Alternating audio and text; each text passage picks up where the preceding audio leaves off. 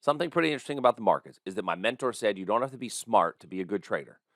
You have to be coachable, teachable, and willing to follow a process. And today, what we're going to do is we're going to break down the process of building one trade. We're going to start from the very beginning to identification of the position all the way to technical analysis and then building an options position around that. So today is all about the process and following that process on the market brief.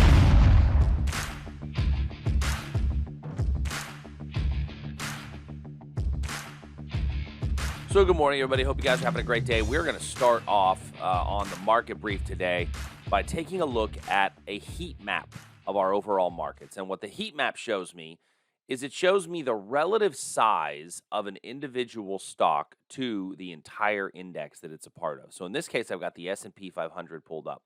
And we can see very quickly that the biggest stocks on here are the ones that are the biggest boxes. So Microsoft, Apple, Amazon, Google, between their Class A shares and their Class C shares, make up the four largest stocks in the S&P 500. The other thing that we can very quickly see is that it's broken up into sectors: information technology, communication services, financials, consumer discretionary, healthcare, industrials, consumer staples, energy, utilities, materials, and real estate. Now, this is a really interesting chart, and it doesn't really tell me much aside from the size of the individual stocks that are listed here.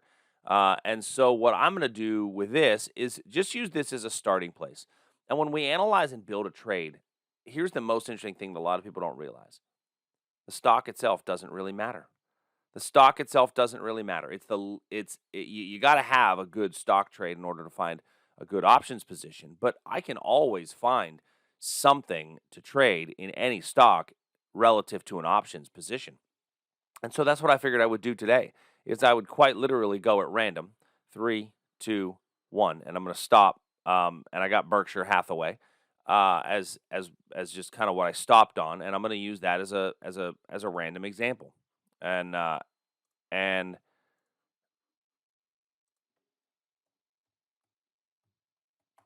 and when I'm looking at the Berkshire stock, this is the Class B shares of Berkshire Hathaway.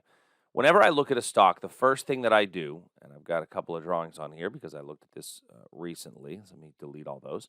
The first thing that I do is I start with the daily chart to identify what is my big picture trend direction if I'm swing trading, and I'm looking at a swing trading position here.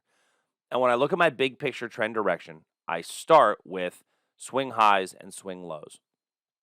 And I want to identify said swing highs and swing lows. Well, what is my most recent swing low? My most recent swing low is this one. My one before that is this one here. So those are my two most recent swing lows. What are my most recent swing highs? Well, this is a swing high right here. And then prior to that, the most clearly identified swing high was here. Although I wouldn't be mad at you if you called this a little swing high and that a little swing low. So if I'm just looking at swing highs and swing lows, I have two consecutive higher highs and I have two consecutive higher lows. That's the definition of an uptrend. That is how I define an uptrend in my book. That being said, my uptrend has started up here at the top to roll over and show a bit of weakness. And so there's a couple of things that we can see could happen from here. So the uptrend tells me that I'm more likely to be a buyer than I am to be a seller in this overall market condition. So I'm going to be looking for bullish opportunities and for bullish trades when I see that upward trend that we have here in Berkshire Hathaway. So with that upward trend, I would now be identifying a good buying area for which I would want to buy this stock. And I can identify two off the top of my head that are both viable and potential entries, and both worth considering. So the first would be buying on a pullback. And when we buy on a pullback, what we're essentially doing is we're looking to see when a stock is going to rally up and then pull back. And we would want to buy on said pullback. And it's the rally up, the pullback, the rally up, the pullback. And we're trying to buy low on one of these pullbacks in order to take advantage of the next move higher. So what do I have to look for when I look for those pullbacks? What I'm ideally looking for are areas in price where we have seen that the market has had a bit of a fair price value belief in an area, an area that the market has said, hey, this is a pretty good spot that we think the stock should trade around, because the market tends to trade back to those areas. Why? Well, we've got to think about what a market exists to do. A market exists to fill orders. That's it. That's all it exists to do. Think about a marketplace as simply a place where buyers and sellers come together, and it only exists to make sure that orders get filled.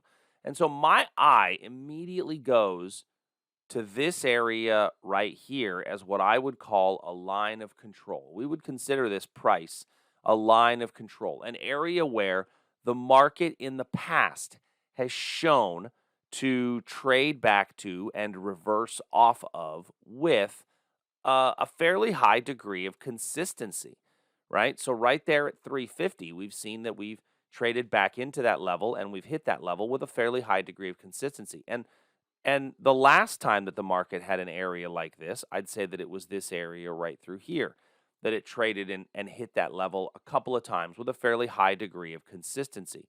And so that would be, in my mind, my best trade would be to wait and be patient and wait for price to come back into this region right in here. So how do I identify that? Well, the first step that I need to do is I want to wrap two lines around that area. And I would say that it's this area here, which also includes a bit of a gap. You see that little gap area right through here. And so this area here is now where I would be most interested in being a buyer upon the return. Now, a lot of you are going to look and say, well, Chuck, how come you just didn't take this pivot right down here?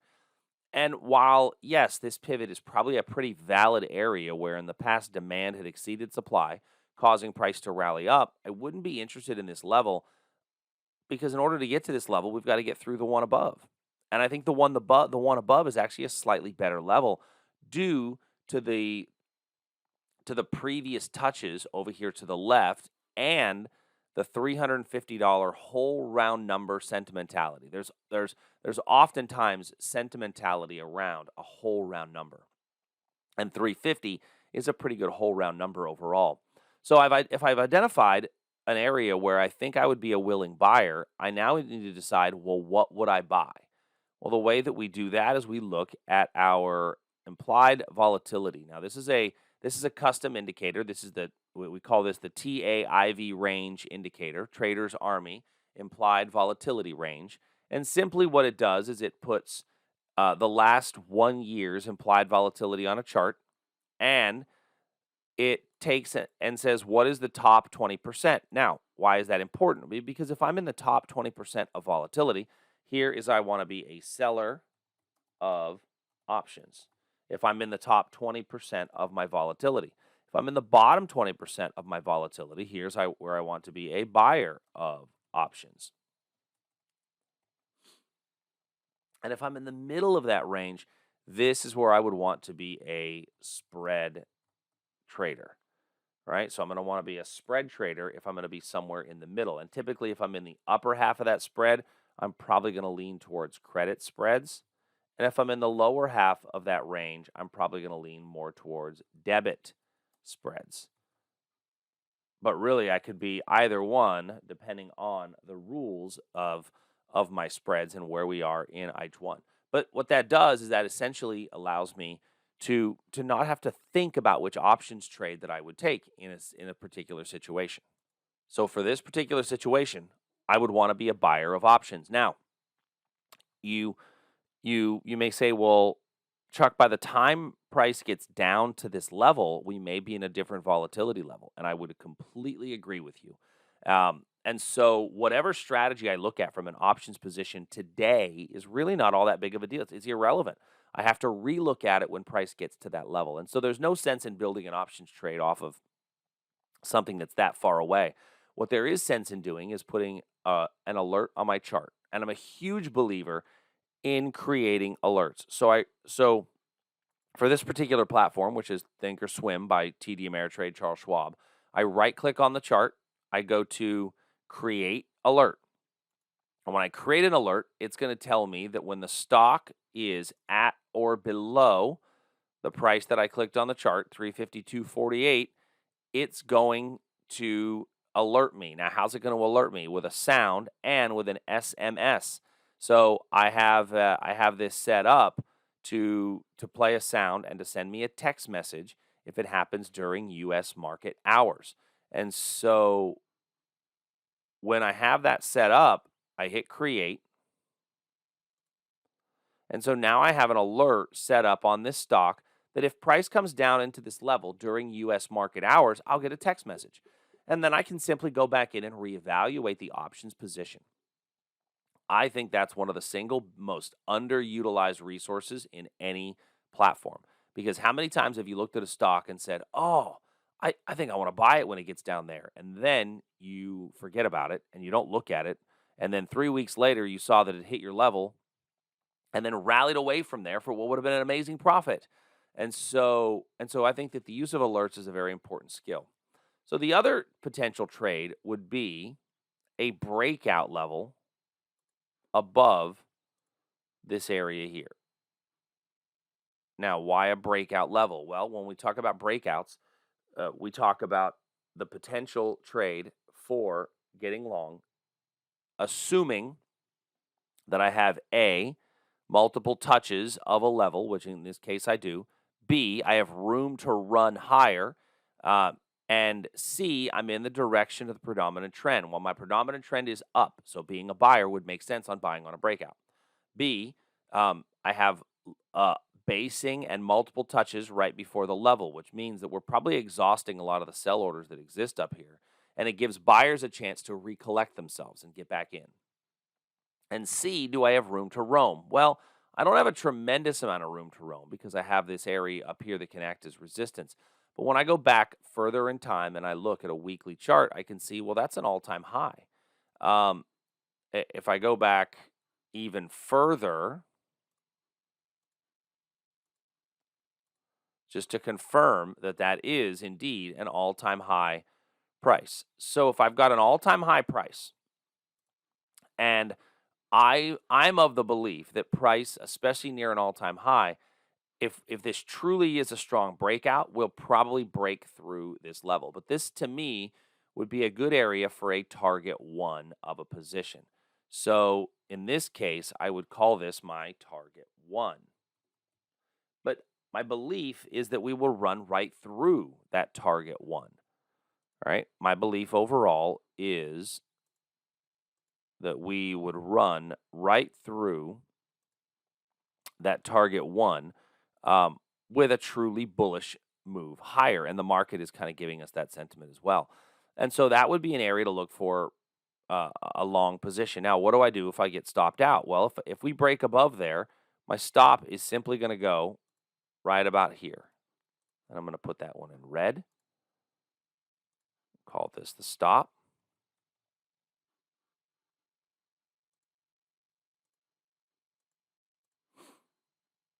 So I have an entry price just above me.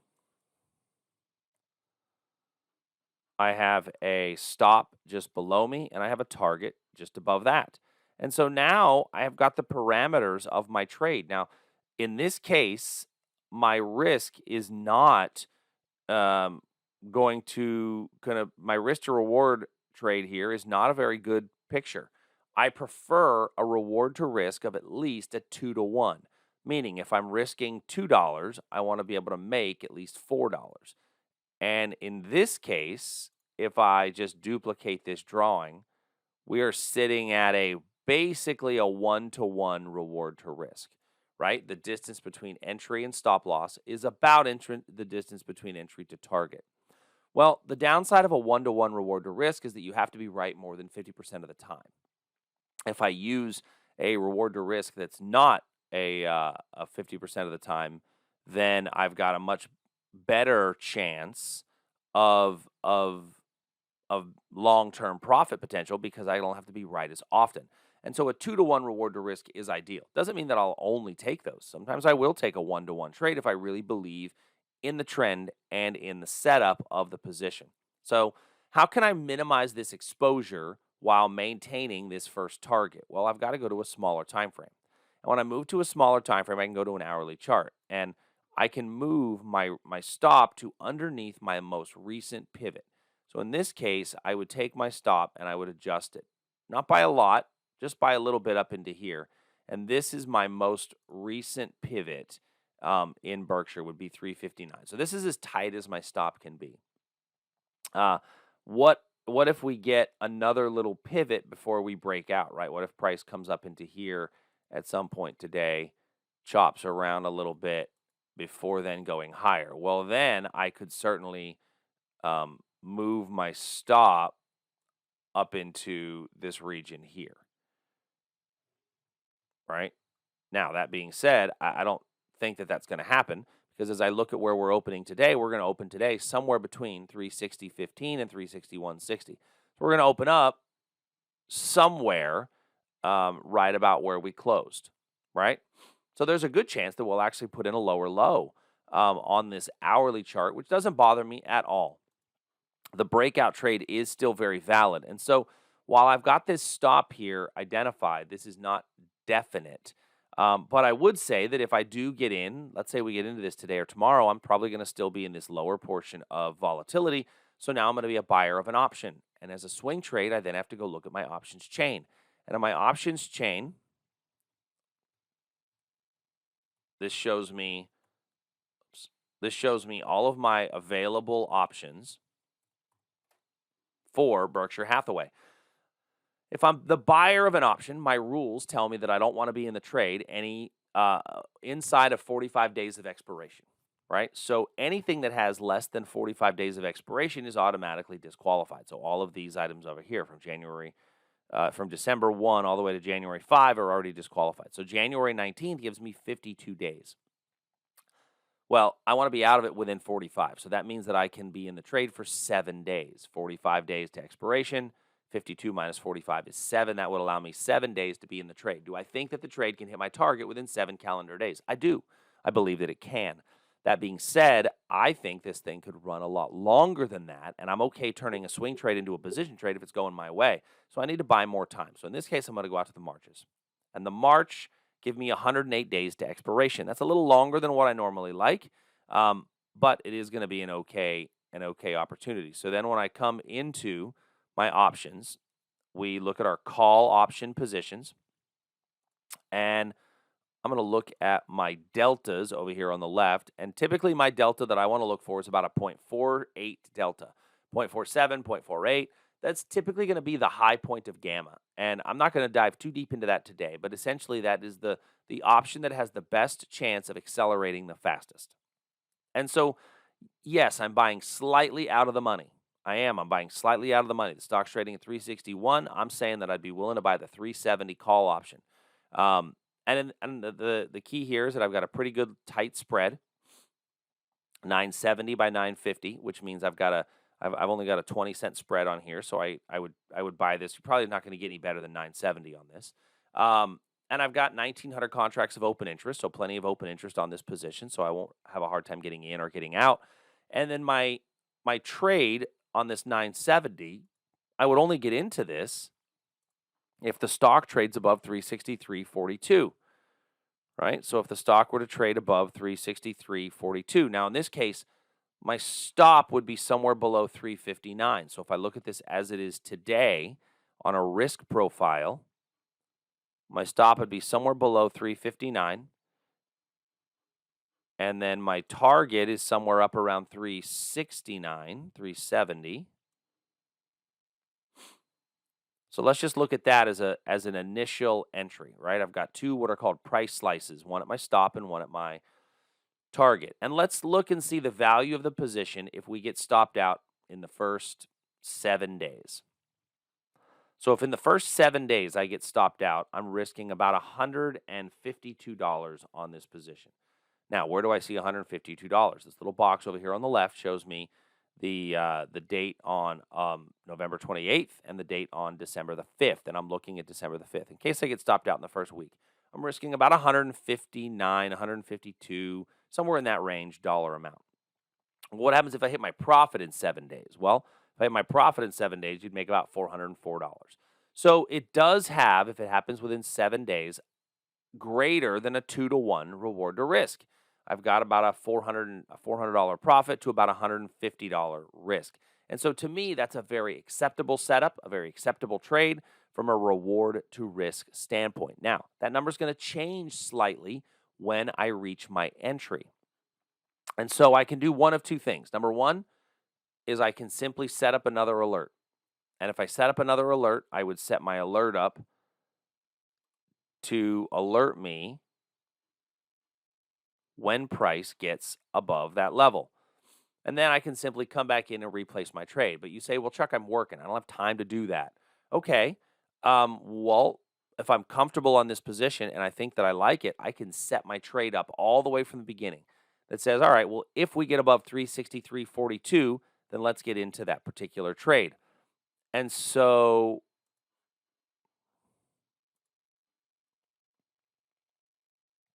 what I would then do is take a look at this particular trade. And let's go into, so this was we had the March 24, 370 call. So if I go to Berkshire Hathaway, the March 24, 370 call, I can simply right click on here and click buy. Now, when I do this, I can just send this order, but I'm going to send it utilizing an activation rule. I'm only going to get in, and I'm going to get in, I call this at a market position, right? If the stock trades greater than or equal to, and I think our number was, I don't remember what our number was on here, so I got to go back and recheck this. 363.42. So we would get into this if the stock trades greater than or equal to, we'll just call this 363.50.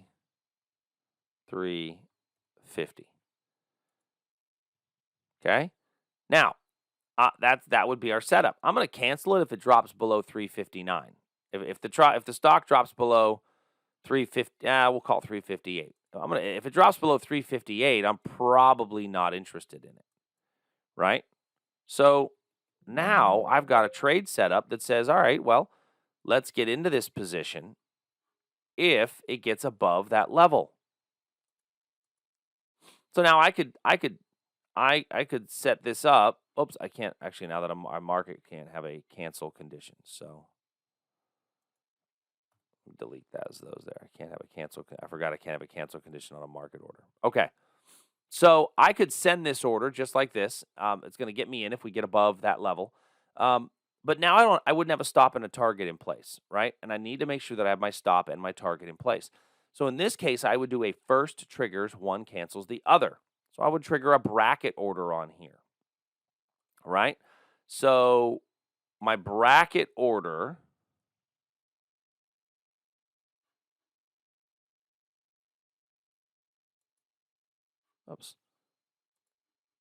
is going to allow me to look at this.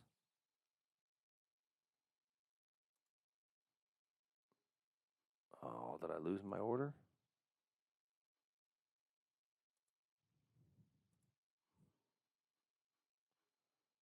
Canceled the whole thing on me. Oops. There it is.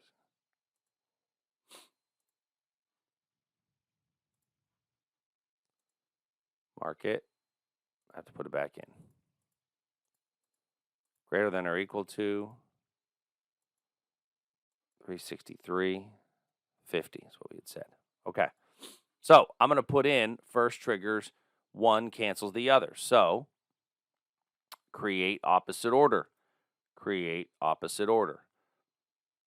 Oops. So now I've got a buy order to get into the option. I'm going to need two sell orders to get out. Well, the first sell order is going to be a sell order that if the stock trades below a certain price, I'm going to want to get out. Well, that price is $359.59. So I'm going to go to my sell order, create a condition again. I'm going to get out on market if it trades less than or equal to 359.50. So now I'm making the options position contingent upon stock price, right? So I'm going to get in, and then I'm going to have another one to get me out if the stock trades greater than or equal to 359. I'm sorry.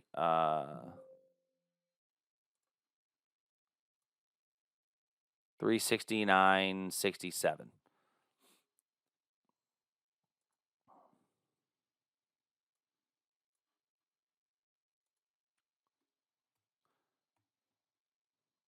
Let's do 369.70. Okay. So now I have they're all set as market orders, but they're not really market orders. I mean, they are, but they are orders that are contingent upon stock movement.